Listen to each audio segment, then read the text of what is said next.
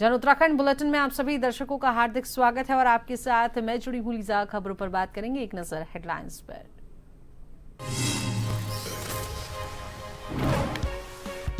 नीतीश कुमार ने 10वीं बार ली बिहार के मुख्यमंत्री पद की शपथ। प्रधानमंत्री नरेंद्र मोदी, अमित शाह, जेपी नड्डा और यूपी के सीएम योगी आदित्यनाथ समेत एनडीए शासित राज्यों के मुख्यमंत्री हुए शामिल। देहरादून बार एसोसिएशन के धरने को कांग्रेस का समर्थन। प्रदर्शनकारियों के बीच पहुंचे प्रदेश उपाध्यक्ष सूर्यकांत धस्माना। वकीलों के चैम्बर पार्किंग की मांग पर सरकार को चेताया।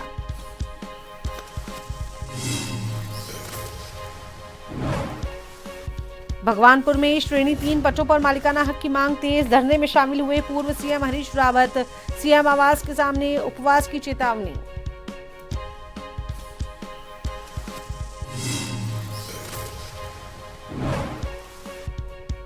तो वहीं देहरादून में उपनल कर्मचारियों की हड़ताल। सरकार के आदेशों के बावजूद 11वें दिन भी जारी। 9 वर्क नो पे का दे चुकी है गवर्नमेंट आदेश।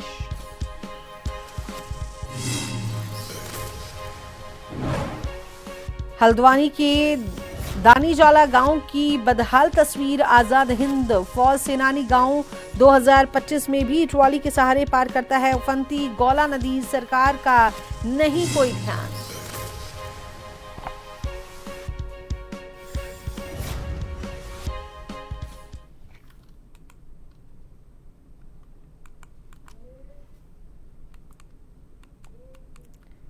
तो चलिए अब बात कर लेते हैं खबरों पर विस्तार से। तो बिहार में नई एनडीए सरकार का आज शपथ ग्रहण समारोह हुआ। सरकार का आज शपथ ग्रहण समारोह आयोजित किया गया। पटना के गांधी मैदान में नीतीश कुमार ने 10वीं बार मुख्यमंत्री पद की शपथ ली। उत्तराखंड के सीएम पुष्कर सिंह धामी समारोह में शामिल हुए। प्रधानमंत्री नरेंद्र मोदी, केंद्रीय गृह मंत्री अमित शाह, भाजपा अध्यक्ष जेपी नड्डा और एनडीए शासित राज्यों के मुख्यमंत्रियों ने भी इसमें शिरकत की।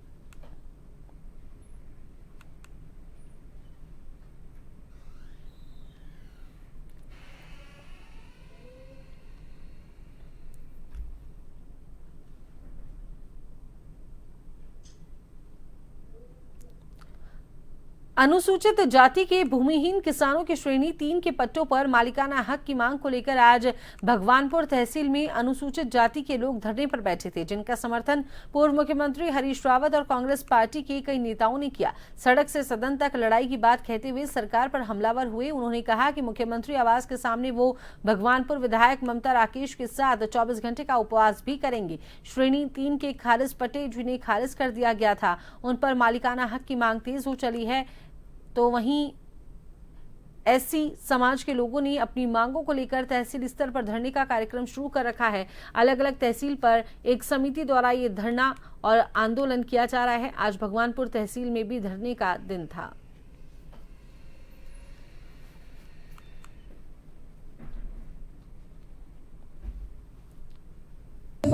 चाहे वो चकबंदी वाला हो, ये वाला हो, लड़ेंगे। हमारी लड़ाई जो है ये बहुत बड़ा अन्याय है।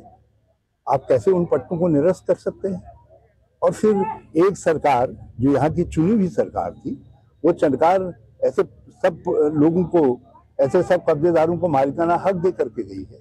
जब तक वो कानून प्रभावी है, कैबिनेट का वो निर्णय प्रभावी है, तो आप कैबिनेट की मीटिंग बुला और विधानसभा में उसको रद्द घोषित करिए।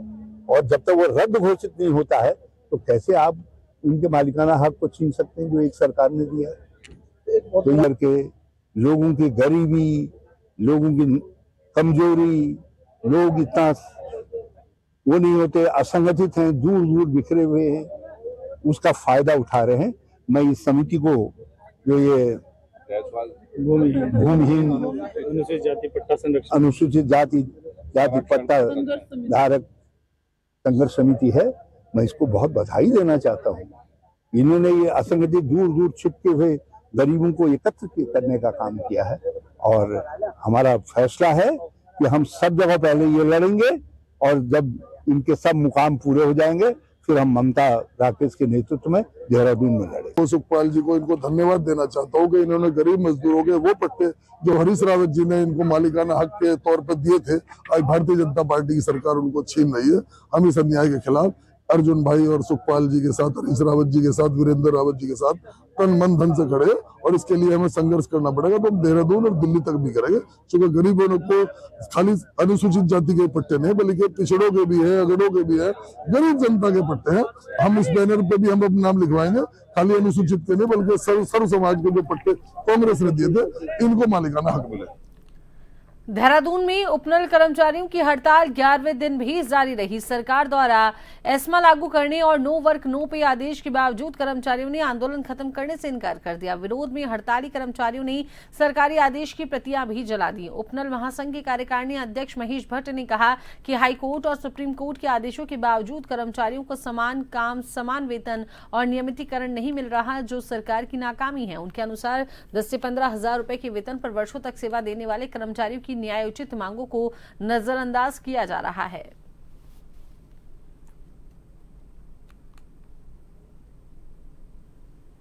हम लोगों की मांग ये थी कि जो हाईकोर्ट सुप्रीम कोर्ट से हमें निर्णय मिला है समान काम समान वेतन और नियमितीकरण का, साथ ही माननीय मुख्यमंत्री जी द्वारा भी सभी कर्मचारियों को नियमित करने की घोषणा की गई है।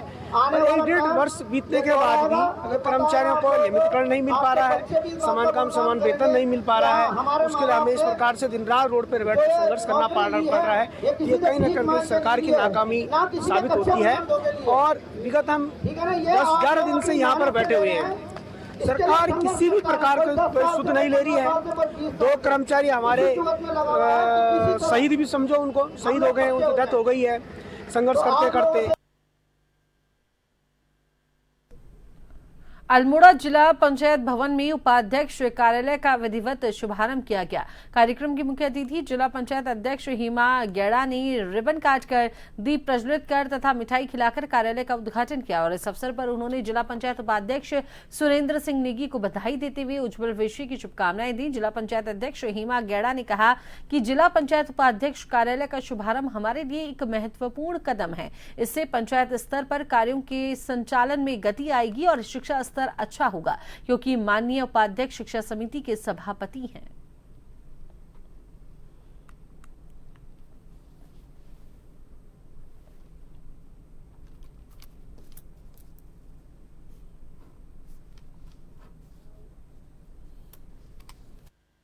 जिला पंचायत उपाध्यक्ष कार्यालय शुभारंभ हमारे लिए एक महत्वपूर्ण कदम है। इससे पंचायत स्तर पर कार्यों के संचालन में गति आएगी और शिक्षा स्तर अच्छा होगा, क्योंकि माननीय उपाध्यक्ष शिक्षा समिति के सभापति हैं। इसलिए मैं उनको बहुत बहुत धन्यवाद देना चाहती हूँ। तो वहीं शहर की स्वच्छता व्यवस्था को मजबूती देने के लिए रुड़की नगर निगम को 20 नए कूड़ा वाहन मिले हैं। मेयर अनीता अग्रवाल और नगर आयुक्त राकेश तिवारी ने इन सभी वाहनों को हरी झंडी दिखाकर रवाना किया। आपको बता दें कि अभी तक नगर निगम रुड़की के 40 वार्डों में केवल 22 कूड़ा वाहन उपलब्ध थे, जिसके कारण कई वार्डों में कूड़ा उठान की समस्या बनी रहती थी। वार्ड पार्षदों की लगातार शिकायतें भी सामने आया करती थी कि उनके क्षेत्रों में समय पर कूड़ा नहीं उठा पाता, लेकिन अब इन 20 नए वाहनों के मिलने से शहर की स्वच्छता व्यवस्था को बड़ी राहत मिलने वाली है। निगम के पास कुल 42 वाहन हो जाने के बाद हर वार्ड को अलग से एक वाहन उपलब्ध होगा, जिससे नियमित रूप से डोर टू डोर कलेक्शन आसान हो पाएगा।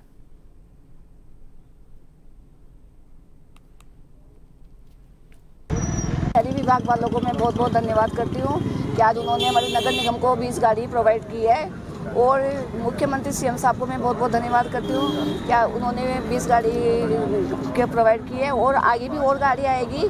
और मैं सभी वार्ड में जो गाड़ियाँ जाएगी उन्हीं को सभी को वार्ड में यही अपील करती हूँ कि गीला कचरा अलग डाले, सूखा कचरा अलग डाले, ताकि इसमें फैले ना, गंदगी ना फैले। तो सभी मैं सभी से यही रिक्वेस्ट करती हूँ। आज नगर निगम रुड़की में शासन जो हमारा शहरी विकास विभाग है, शासन के द्वारा और निदेशालय के द्वारा 20 गाड़ियाँ आवंटित की गई थी, जिसमें आंशिक सहयोग नगर निगम का है। वो गाड़ियाँ कल प्राप्त हो गई थी, तो आज उनको हम अपने 20 वार्डों में रवाना कर रहे हैं एक एक करके। तो इससे हमारी जो गाड़ियों की कमी थी वो काफ़ी हद तक पूर्ण हो जाएगी, क्योंकि हमारे पास जो नई गाड़ियाँ थी वो 22 ही थी और अन्य गाड़ियाँ जो पुरानी थी। तो ये जो 20 गाड़ियाँ प्राप्त हो गई है, इससे हमारी समस्या का काफ़ी हद तक समाधान हो जाएगा। बंद व्हीकल वाली हैं, बंद वो ढक्कन वाली गाड़ियाँ हैं, तो इससे जो कूड़ा को ले जाने में सहूलियत। रुड़की शहर में पार्किंग व्यवस्था न होने की समस्या लगातार बढ़ती जा रही है। हालात ये हैं कि मुख्य बाजारों और भीड़भाड़ वाले क्षेत्रों में लोग अपने वाहन सड़क के किनारे खड़े करने को मजबूर हैं। इसके चलते अक्सर जाम की स्थिति बन जाती है और यातायात व्यवस्था पूरी तरह से अस्त व्यस्त हो जाती है। इधर ट्रैफिक पुलिस भी सख्ती बरतते हुए इन वाहनों को क्रेन के जरिए उठाकर ले जा रही है। वहीं वाहन चालकों पर भारी भरकम चालान भी लगाए जा रहे हैं। लोगों की मांग है कि नगर निगम और प्रशासन जल्द से जल्द उचित व्यवस्था पार्किंग की करे ताकि शहर में यातायात सुचारू रूप से चल सके और लोगों को अनावश्यक परेशानियों का सामना न करना पड़े।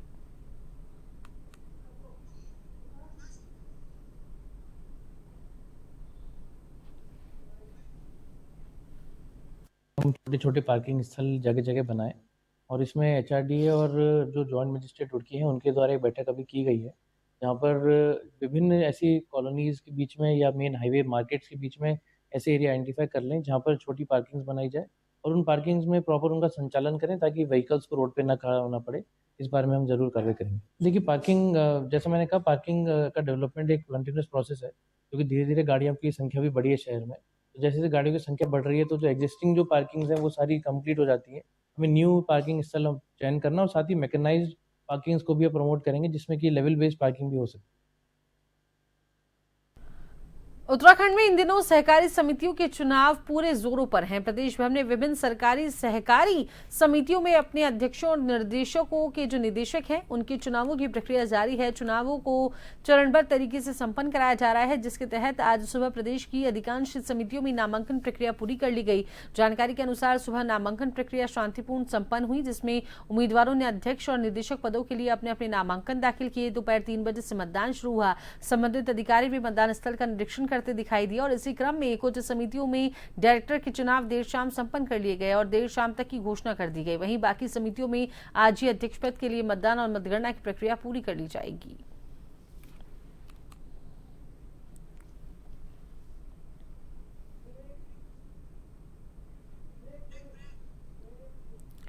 इसी बीच वक्त तो चला है एक छोटे से ब्रेक का।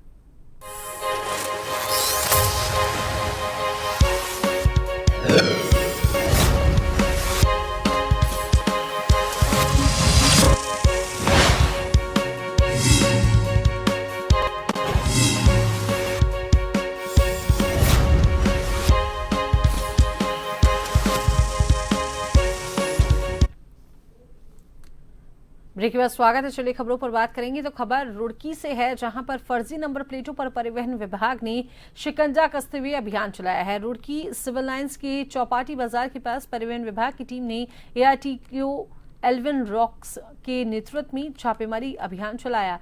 जांच के दौरान टीम को दुकानों पर अनाधिकृत तरीके से नंबर प्लेट तैयार किए जाने की जानकारी मिली। ऐसे में कई नंबर प्लेट कब्जे में ली गई। साथ ही सभी दुकानदारों को कड़ी चेतावनी भी दी गई।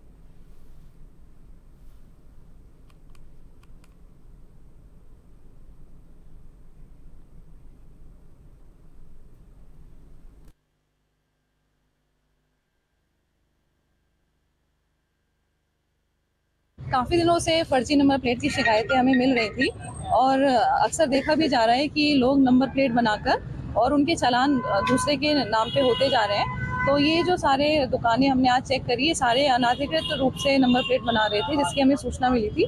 तो आज सबकी नंबर प्लेट तो जब्त कर ली है और यदि भविष्य में बनाते हैं तो उनकी दुकान बंद करने की कार्रवाई भी की जाएगी। जो सरकार का नियम है, जैसे कोई भी नंबर प्लेट अगर आपकी टूटती है तो जो गवर्नमेंट ऑथराइज्ड डीलर्स हैं जो नंबर प्लेट बना सकते हैं, या फिर जो आपकी कंपनी, जिस कंपनी की आपकी गाड़ी है वहाँ से आप नंबर प्लेट बना सकते हैं। लेकिन ये सारे अनऑथराइज्ड नंबर प्लेट को यूज़ ना करें। सिर्फ HSRP नंबर प्लेट जो होती है सिर्फ उसी को यूज़ किया जाए।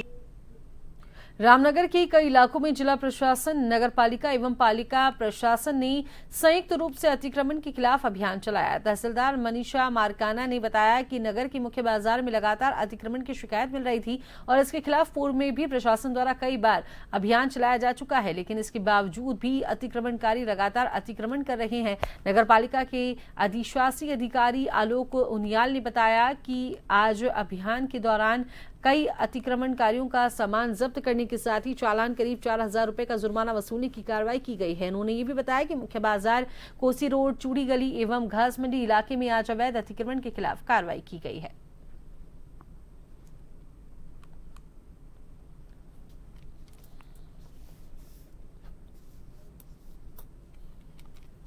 आज नगर पालिका परिषद एवं जिला प्रशासन एवं पुलिस के द्वारा संयुक्त रूप से बाजार क्षेत्र एवं चूड़ी वाली गली एवं घास मंडी क्षेत्र में जो है जो अवैध अतिक्रमण है उसके खिलाफ कार्रवाई की गई। इसमें हमें स्थायी एवं अस्थायी दोनों प्रकार के अतिक्रमण मिले, तो हमने इसके जो इसमें चालानी कार्रवाई भी की। हमने 18 चालान, लगभग 4,000 रुपये के हमने इसमें चालान भी काटे और लगभग 25 हमने ऐसी संपत्तियों को आइडेंटिफाई किया हुआ है जो कि बिल्कुल गलत तरीके से बनी हुई हैं और जो बाहर बनी हुई हैं, तो उसमें हम लोगों के द्वारा उसमें लाल निशान लगाए गए हैं और जल्दी इनके ध्वस्तीकरण की कार्रवाई की जाएगी।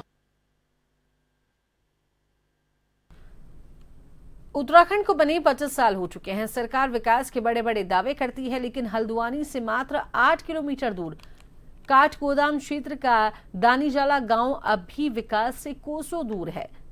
गौला नदी के पार बसे इस गांव के लोग 2025 में भी ऐसी जिंदगी जी रहे हैं जो किसी भी आधुनिक राज्य की तस्वीर से बिल्कुल उलट है। आज भी यहाँ के ग्रामीण उफनती गौला नदी को पार करने के लिए रस्सियों और तारों से बनी एक अस्थायी ट्रॉली के सहारे अपनी जान जोखिम में डालने को मजबूर है। यह गांव आजाद हिंद फौज सेनानी गांव के नाम से भी जाना जाता है और यहाँ लगभग हर परिवार का एक सदस्य सेना में सेवा दे चुका है। लेकिन विडंबना यह है कि देश की सेवा करने वाला यह गांव अभी भी मूलभूत सुविधाओं से वंचित है। ग्रामीणों का कहना है कि उनकी पूरी जिंदगी 2 पेड़ों पर टिकी हुई है। ट्रॉली को खींचने वाली लोहे की रस्सियां इन्हीं 2 पेड़ों पर बंधी है। इनमें से एक पेड़ पूरी तरह से सूख चुका है, दूसरा भी लगातार सड़ रहा है। इसके बावजूद गांव के करीब 120 लोग रोजाना इसी ट्रॉली के भरोसे नदी पार करने को मजबूर हैं। स्थिति का अंदाजा इसी से लगाया जा सकता है कि नदी के तेज बहाव में जरा सी चूक बड़ा हादसा बन सकती है, लेकिन ग्रामीणों के पास कोई विकल्प नहीं है।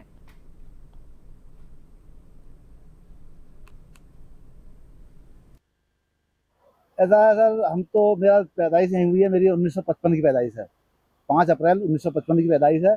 और हमारे पिताजी जो हैं उससे भी बहुत 8-10 साल पहले यहाँ पर आके बसे हैं। और ये ज़मीन जो है आज़ाद हिंद फौज के नाम से दी गई है। हमारे मान सिंह जी थे, हमारे ताऊ जी, उनको दी गई थी। और तब से हम इसी में, और 18 परिवार इस समय ऐसी विषम परिस्थिति में भी हम यहाँ पर निवास करते हैं, जबकि आने जाने का साधन नहीं है। कई बार हम गुहार लगा चुके हैं, 3 बार हमारा पुल निरस्त हो चुका है। फिर भी कई बार हम कहने के बाद अभी हमने कहा चलो ट्रॉली लगा दो एक यहाँ पर, तो अभी डीएम साहब ने आश्वस्त किया है कि चलो ट्रॉली के लिए हम कर देंगे। तो पैदा ही हम यहाँ हुए हैं और करीब 50-60 साल हो गए हैं हमें। और हमारे बड़े भाई साहब जो हैं वो 70 साल के हैं, वो 70 साल से रह रहे हैं, वो भी यहीं पैदा हुए। और आने जाने की इतनी परेशानी है यहाँ पर। 2005 से पुल के लिए लगे हैं, लेकिन कई कारणों से हमारा पुल लग नहीं पा रहा है। कितने परिवार रहते हैं यहाँ पर? करीब 19 परिवार यहाँ पर अभी रहते हैं और कई परिवार तो इधर उधर ही चले गए हैं। सरकार क्या कहती है?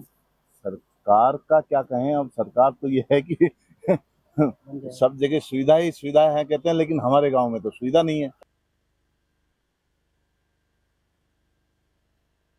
में सिखों के नवे गुरु श्री तेग बहादुर जी के 350वें शहीदी पर्व के अवसर पर खालसा फाउंडेशन के द्वारा एक विशाल रक्तदान शिविर का आयोजन किया गया। गुरुद्वारा श्री ननकाना साहिब में लगे रक्तदान शिविर में रक्तदान करने के लिए संगत की भीड़ उमड़ पड़ी। इस मौके पर खालसा फाउंडेशन के प्रवक्ता मौके पर मौजूद रहे। आपको बता दें कि प्रवक्ता जगमोहन सिंह बंटी ने कहा कि गुरुजी ने अपने देश और समाज को बचाने के लिए आज ही के दिन अपनी कुर्बानी दी थी। उस कुर्बानी को याद करते हुए आज इस रक्तदान शिविर का आयोजन किया गया है।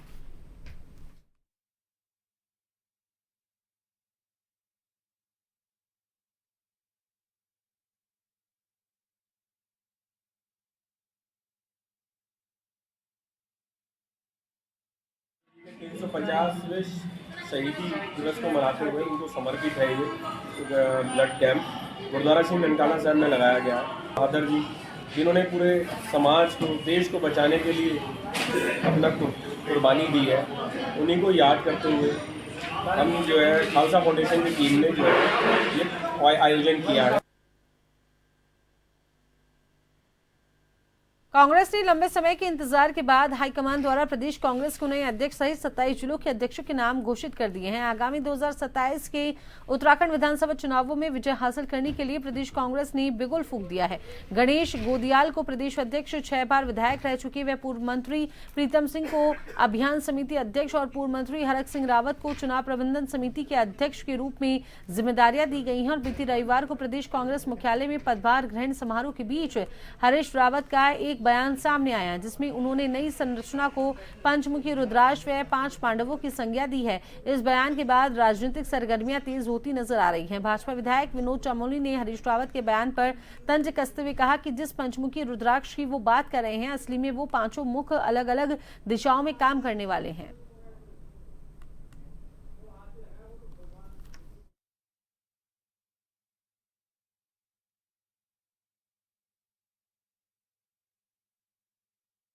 सब लोगों को बधाई देता हूं जो नई टीम इस समय एआईसीसी ने दी है, नेतृत्व ने दी है, उनको बहुत बहुत बधाई है।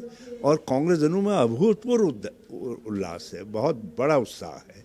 और ये उत्साह कार्यकर्ताओं का उत्साह ही शक्ति का प्रतीक होता है। और मैं पहले चतुर्भुज नेतृत्व कहता था, अब पंचमुखी नेतृत्व है। 5 पांडव, पंचमुखी रुद्राक्ष बहुत शक्तिशाली होता है। को बताया ना, जो पंचमुखी रुद्राक्ष की बात करें, 5 मुंह तो हैं लेकिन अलग अलग दिशाओं में है। सब लोग अपने अपने अस्तित्व की लड़ाई लड़ते हैं। मैं कांग्रेस में भी, मैं तो ये मानता हूँ कि कांग्रेस में हर व्यक्ति एक पार्टी है, कांग्रेस पार्टी नहीं है। कांग्रेस में हर नेता अपने आप में एक पार्टी है और अपने अपने एग्जिस्टेंस की लड़ाई वहाँ पर लड़ता है। और आज भी वो लड़ाई आपको देखने को मिलेगी और कल भी वो लड़ाई देखने को मिलेगी, क्योंकि कांग्रेस का मूल स्वभाव यही रहा है कि कांग्रेस में जो भी लीडर उभरता है वो अपने लिए वहाँ पर काम शुरू कर देता है और वो अपनी एक फैन फॉलोइंग बनाता है और उसके बाद उसके साथ में आगे बढ़ता है। तो कांग्रेस में गुटबाजी स्वाभाविक है, क्योंकि उनके मूल में है।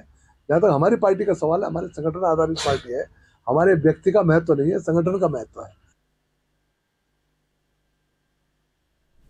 तो अभी के इस बुलेटिन में इतना ही। बने रहिए जन टीवी के साथ। नमस्कार।